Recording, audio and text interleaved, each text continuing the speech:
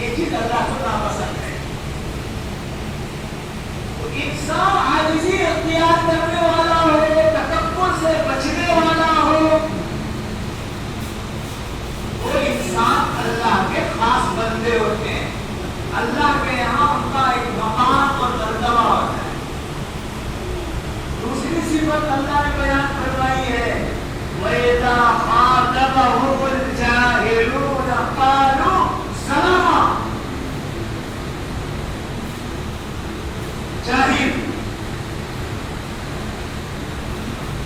جاہل کسے کہتے ہیں؟ اللہ تعالیٰ کہتے ہیں جب جاہلوں سے تم مخاطب ہو, جب جاہلوں سے تم بات کرو, السلام علیکم کہتے تھے گزر جاؤ, اسے بحث و مباحثہ مت کرو.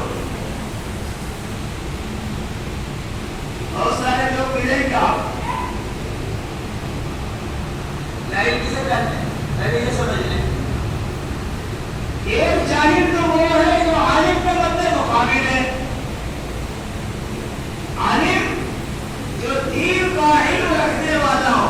ہر آدمی عالم نہیں ہو سکتا ہے. انجینئر کو عالم نہیں کہہ سکتے آپ, ڈاکٹر کو عالم نہیں کہہ سکتے.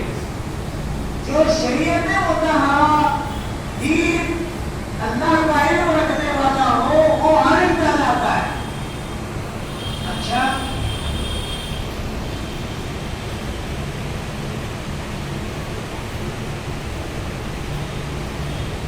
مختصر المعانی ایک کتاب ہے جس میں لکھا ہے العالم بمنزلۃ الجاہل. بعض عالم وہ ہوتا ہے جو جاہل کے درجے میں. وہ کیسے؟ عالم جو دین کا علم رکھتا ہو, جاہل جو دین اور شریعت کا علم نہیں رکھتا ہو. لیکن جو عالم ہے وہ بھی جاہل کے درجے میں ہو جاتا ہے. بھائی مانا مسئلہ یہ ہے کہ جو امام متعین ہے ان کی اجازت کے بغیر کوئی دوسرا امام کیسے کرے؟ ارے بالی مفتی بن کر کے آیا بنا, میں تو تیرے پیچھے نماز نہیں پڑھوں گا. کیوں؟ اس لیے کہ مسئلہ یہ ہے کہ وہ امامت کرے گا جو زیادہ علم رکھتا ہو, زیادہ مسئلہ جانتا ہو, یا زیادہ اچھا قرآن پڑھتا ہو. تو امام صاحب نے کہا جا میں پڑھنا ہے مت پڑھ, تو اپنے گھر میں جا کر کے پڑھو, تو چلا گیا ہو. کیوں؟ وہ عالم تو ہے لیکن جاہل کے درجے میں. اس کو یہ پتا نہیں ہے کہ یہ مسئلہ اس وقت ہے جبکہ کوئی امام متعین نہ ہو. امام متعین نہ ہو, وہ امامت کرے گا جو عالم بھی سننا ہو یا اقرا بالقرآن ہو, قرآن زیادہ اچھا پڑھنے والا ہو. لیکن جہاں متعین ہے ان کی اجازت کے بغیر دوسرا کیسے امامت کر سکتا ہے؟ وہ ضدی نکلا. مسئلہ تو جان رہا ہے لیکن کسی بات پر ضد کرنے لگا, ہر دھرم بن جائے. اس لیے اہل لغت نے اس کو جاہل کے درجے میں رکھا ہے. اور حقیقی جاہل وہ ہے جو مسئلہ نہ جاننے کے باوجود وہ کسی بات پر ضد کرنے لگے, ہار جائے. یہ ہے جاہل. آپ کو جب کسی سے واسطہ پڑے گا, ایسے بہت سارے لوگ ملے جو ہر دھرم بن جاتا ہے. وَإِذَا خَاطَبَهُمُ الْجَاهِلُونَ قَالُوا سَلَامًا.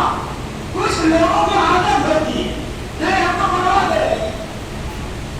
تو اللہ تعالیٰ کیا کہتے ہیں, بھائی تمہارا کام منوانا نہیں ہے, یہ چھپماری ہے. آپ دکانوں پہ جائیں, ہوٹلوں پہ جائیں, سڑکوں چوراہوں پہ جائیں, جہاں ہر طرف سے لوگ آنے سے جمع ہوتے ہیں وہاں بڑی چھپماری ہوتی ہے.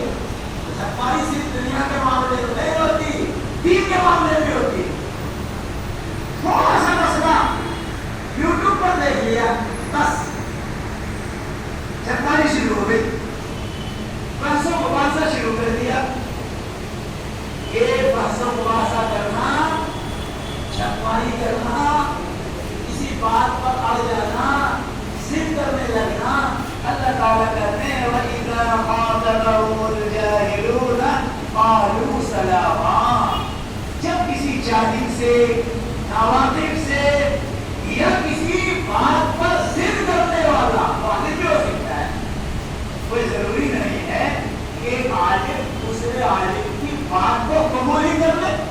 یہ کہاں اس کا لکھا ہے کہ ماننا ہی پڑے گا؟ ایسا کہیں ماننا ہی پڑے گا. اور اس سے صحابہ کرام رضوان اللہ تعالی علیہم اجمعین میں اختلاف پیدا ہوا کسی بات کو لے کر کے. تو کہاں میں اختلاف پیدا ہوا؟ ائمہ علماء میں اختلاف پیدا ہوا. کوئی ضروری نہیں ہے کہ ایک کی سمجھ کچھ اور ہو، دوسرے کی سمجھ بھی وہی ہو جائے. ایک بات اللہ کے نبی نے بیان فرمائی، ایک بات اللہ نے قرآن کریم میں بیان کیا. کوئی ضروری نہیں ہے کہ وہ ہر ایک کو ایک ہی طرح سمجھنا ہے. اس لیے کسی کو کسی بات پر مجبور کرنا، ضد کرنا اور جلنا، اللہ تعالیٰ کہتا ہے ایسا مت کرو. اللہ کے جو خاص بندے ہوتے ہیں، اللہ کے جو چہیتے بندے ہوتے ہیں، وَإِذَا خَاطَبَهُمُ الْجَاهِلُونَ قَالُوا سَلَامًا. اگر آپ کا بحث و مباحثہ مناظرہ ایسے لوگوں سے ہو جائے تو آپ سلام کر کے گزرتے ہیں.